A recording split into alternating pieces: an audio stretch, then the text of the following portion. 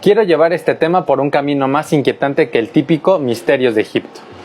Partir de la gran esfinge de Giza, entrar en su dimensión solar y esotérica y después descubrir que la figura de la esfinge no quedó confinada a Egipto.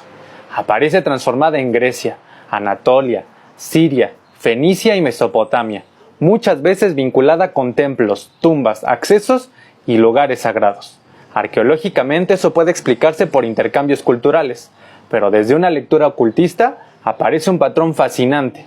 La esfinge está casi siempre donde algo comienza, termina o debe ser protegido. Durante más de 4000 años, una criatura permanece inmóvil frente al horizonte de Giza. Tiene cuerpo de león, rostro humano y una presencia tan descomunal que generaciones enteras han intentado explicar qué representa. La llamamos la Gran Esfinge, aunque ese nombre ni siquiera pertenece originalmente a Egipto. Esfinge es el nombre que heredamos del mundo griego.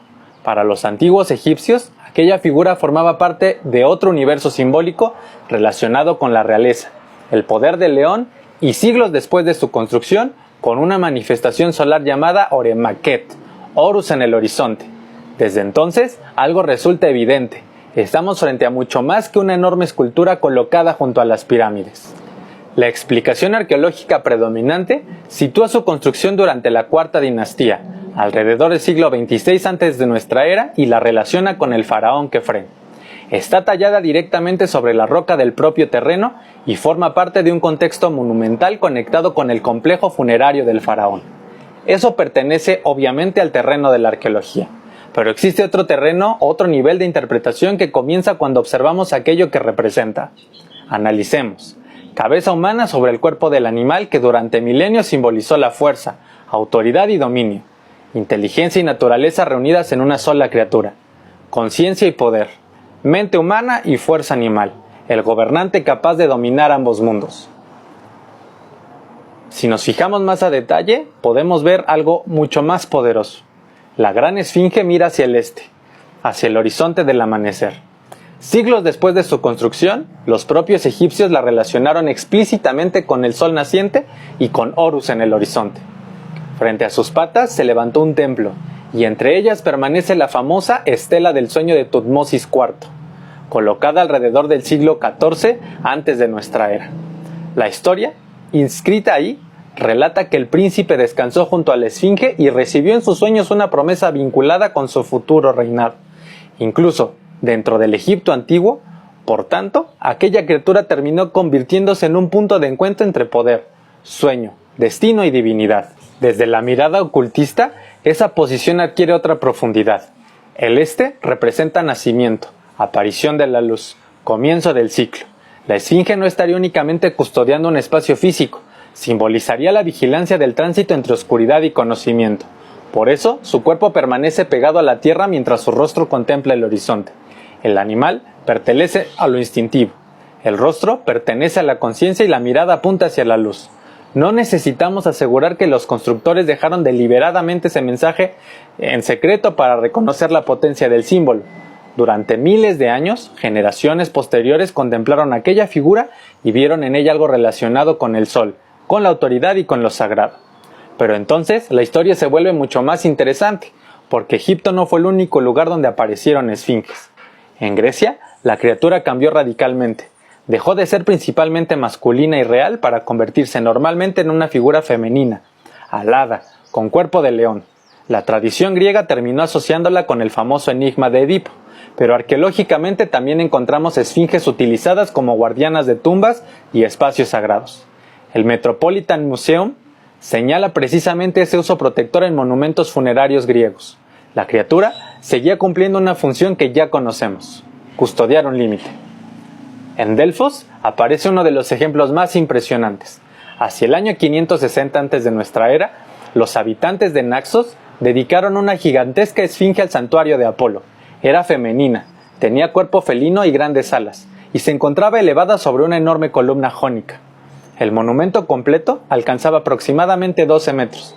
No estaba colocada en cualquier sitio, estaba dentro del santuario de Delfos, uno de los centros oraculares más importantes del mundo antiguo. La propia información arqueológica de Delfos explica que criaturas como la esfinge eran consideradas protectoras capaces de alejar fuerzas malignas, una criatura enigmática vigilando precisamente un lugar dedicado a consultar el oráculo. La relación simbólica resulta extraordinaria. En Giza tenemos una esfinge vinculada posteriormente con el horizonte, el sol y el sueño profético de un futuro faraón. En Grecia encontramos una esfinge relacionada culturalmente con enigmas y colocada en Delfos, territorio del oráculo. Distintas culturas, distintas épocas y distintas interpretaciones, pero una misma criatura situada repetidamente alrededor de aquello que el ser humano considera inaccesible, sagrado o reservado. El recorrido continúa hacia Anatolia. En la antigua civilización hitita también aparecen enormes esfinges protegiendo entradas monumentales. En Atusa, capital del imperio hitita, existió incluso una estructura conocida como la Puerta de las Esfinges, situada sobre un elevado bastión dentro de las fortificaciones de la ciudad. El nombre moderno describe las criaturas que custodiaban aquel acceso. Otra vez encontramos el mismo principio visual. Antes de atravesar determinado espacio, alguien vigila. Más al sureste, entre Siria, Fenicia y Mesopotamia, el símbolo volvió a desplazarse y transformarse. En Nimrod se encontraron numerosos objetos de marfil con esfinges que combinaban influencias egipcias, fenicias, sirias y asirias. Algunas conservaban elementos inequívocamente egipcios, otras incorporaban alas, una innovación ampliamente desarrollada en el Próximo Oriente. Es decir, la esfinge viajó, fue reinterpretada, cambió de género, posición, tocado, alas y función concreta, pero sobrevivió durante siglos como criatura sobrenatural relacionada con poder y protección. Esto merece atención, porque podemos caer fácilmente en dos extremos. Uno consiste en reducir todo a simple decoración. El otro consiste en asegurar que todas estas criaturas o todas estas culturas pertenecieron a una civilización secreta mundial sin pruebas suficientes. Ninguna de las dos posiciones permite contemplar la dimensión completa de este fenómeno. Sabemos que existieron contactos, comercio, conquistas e intercambios culturales capaces de transportar símbolos a enormes distancias. Pero también podemos estudiar lo que ocurrió cuando cada civilización recibió ese símbolo. Una y otra vez decidió convertirlo en guardián. Y precisamente allí comienza la lectura iniciática de la esfinge. En numerosas corrientes esotéricas posteriores, la esfinge terminó representando al guardián del conocimiento. No entrega respuestas. Obliga a demostrar que quien desea avanzar posee la conciencia necesaria para hacerlo. El mito griego lo convirtió literalmente en un acertijo. Quien no podía responder moría, y quien comprendía podía continuar. Desde esa perspectiva, la esfinge deja de ser un monstruo y se convierte en una prueba. No protege el secreto de quien intenta descubrirlo, protege el ser humano del conocimiento para el cual todavía no está preparado. Por eso, resulta tan poderosa su composición. El león representa fuerza, el ser humano conciencia. En las versiones aladas aparece además la capacidad de elevarse. Tierra, inteligencia y cielo reunidos en una criatura imposible. El iniciado tendría que integrar precisamente esas dimensiones, dominar sus impulsos sin destruirlos, desarrollar conciencia sin separarse de la naturaleza y elevar su percepción sin perder el contacto con la realidad. La esfinge podría entenderse entonces como una representación simbólica del propio proceso de transformación humana. Existe además una de las tradiciones modernas más polémicas vinculadas con Giza. Durante el siglo XX, el místico estadounidense Edgar Cayce afirmó en sus lecturas que cerca de la Gran Esfinge existiría una supuesta sala de los registros, relacionada según él con una memoria perdida de la humanidad y con Atlantis. Cayce situaba su acceso en la zona próxima a una de las patas de la Esfinge. No existe evidencia arqueológica que permita afirmar que esa legendaria biblioteca atlante exista. Forma parte de la tradición esotérica construida alrededor del monumento. Pero la historia resulta reveladora por otra razón. Incluso miles de años después de los faraones, seguimos imaginando a la Esfinge exactamente de la misma manera, como guardiana de algo que permanece oculto. Y entonces podemos observar todas esas figuras juntas. Giza frente al horizonte, la Esfinge de Naxos elevada sobre Delfos, las criaturas hititas vigilando puertas monumentales, las esfinges aladas del Mediterráneo oriental y del Próximo Oriente, los ejemplares funerarios griegos protegiendo a los muertos. Cambian los pueblos, cambian los dioses y cambian los idiomas. El símbolo permanece sorprendentemente cerca de una misma función: custodiar una frontera.